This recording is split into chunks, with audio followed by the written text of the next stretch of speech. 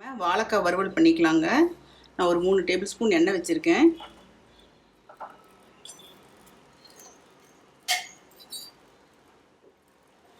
கடுகு ஒரு 1/4 table spoon போட்டுக்கலாங்க. சோம்பு ஒரு 1/2 டேபிள் ஸ்பூன் போட்டுக்கலாங்க. பட்டை ஒரு துண்டு போட்டுக்கலாங்க.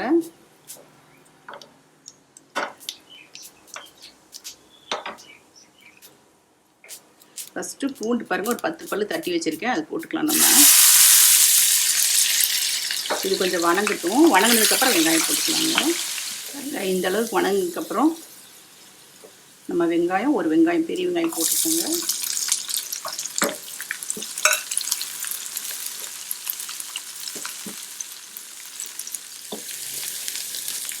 இந்த கருவேப்பிலை போட்டுக்கலாம்.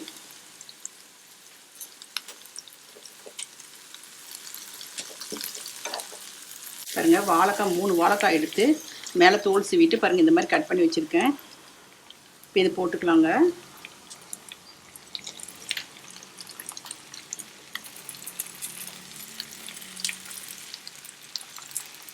இதுக்கு தண்ணியெல்லாம் விட வேண்டாம், சுத்தமாக கழுவிட்டு சுத்தமாக வடிச்சிருங்க.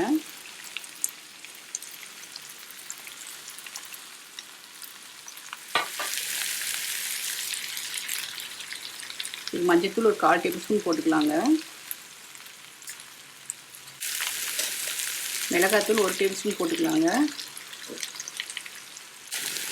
ஒரு 1/2 டேபிள் ஸ்பூன் கரம் மசாலா போட்டுக்கலாங்க.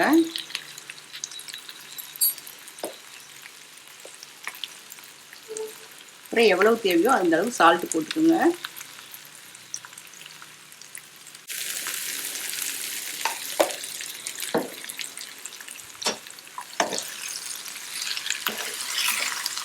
நல்லா கலந்து விடுங்க.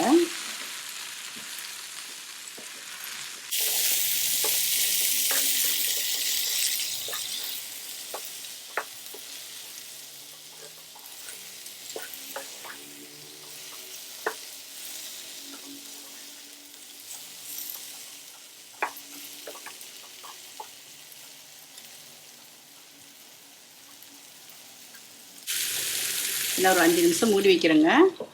2 டைம் எடுத்து கலந்து மூடி வைங்க, பார்க்கலாம். பாருங்க, நான் வந்து ஒரு 2-3 டைம் வந்து கலந்து விட்டு மூடி வச்சுருக்கேன்.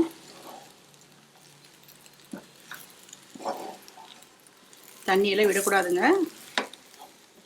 பாருங்கப்பா, ஃப்ரை ரெடி ஆகிடுச்சு நமக்கு.